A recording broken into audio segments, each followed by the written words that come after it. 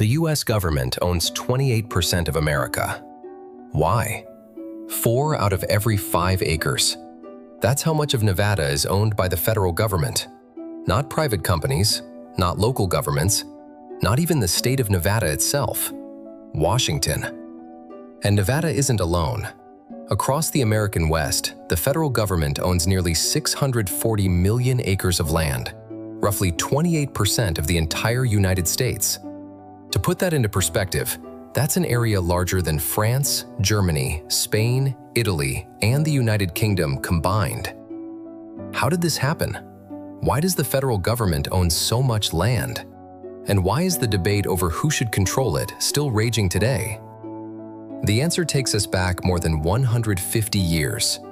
Today, when people think of federal land, they usually imagine national parks, forests, and wildlife refuges, places like Yellowstone, Yosemite, and the Grand Canyon. But federal land is much more than that. It includes deserts, mountains, forests, rivers, grazing land, mining districts, military ranges, and vast stretches of wilderness. In many Western states, federal ownership is simply part of everyday life. But the story of how it got that way begins long before the modern United States. Long before highways crossed the West, Native American nations lived throughout these lands. Many communities depended on these valleys, forests, rivers, and deserts for hunting, farming, trade, and survival. Ancient settlements and cliff dwellings still stand as evidence of cultures that flourished here for centuries. Then came westward expansion.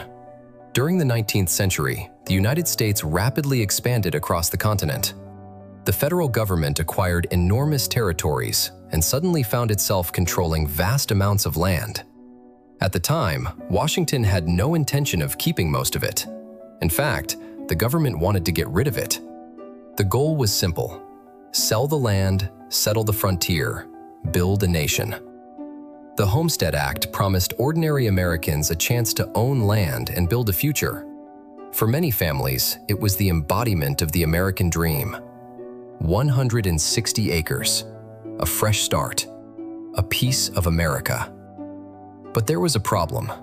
Much of the West was difficult to settle. Some areas were remote, others were mountainous. Large portions were dry, harsh, and unforgiving. What looked attractive on a map often proved far less useful in reality. And while settlers received land, they weren't the only beneficiaries. Railroads became some of the biggest winners. Congress granted railroad companies enormous stretches of land to encourage construction of rail lines across the continent. According to the U.S. National Archives, railroads received roughly 174 million acres through federal land grants, an area larger than Texas. The railroads helped connect America from coast to coast. But even after decades of settlement, millions of acres remained in federal hands. Much of the land nobody wanted to buy turned out to be exactly the land the government would eventually keep. Then came Theodore Roosevelt. Roosevelt is often remembered as a conservationist, but his concerns went beyond protecting beautiful scenery. He worried that America was exhausting its forests, damaging its watersheds, and consuming natural resources faster than they could be replaced. To Roosevelt, conservation wasn't simply about nature. It was about national strength, national security, and the future prosperity of the country. In one of the most dramatic episodes of his presidency, Roosevelt learned that Congress was preparing to restrict his ability to create new forest reserves. Before the law took effect, he acted. Government clerks worked around the clock while Roosevelt proclaimed millions of acres of new protected lands. The move became known as the creation of the Midnight Forests. By the end of his presidency, Roosevelt had helped place roughly 230 million acres under federal protection. America's relationship with land had changed. For decades, the government had tried to sell land. Now it was keeping land, managing it, protecting it, and using it for future generations. Today, those lands support a wide range of activities: mining, energy production, ranching, forestry, outdoor recreation, wildlife conservation. Millions of Americans visit federal lands every year.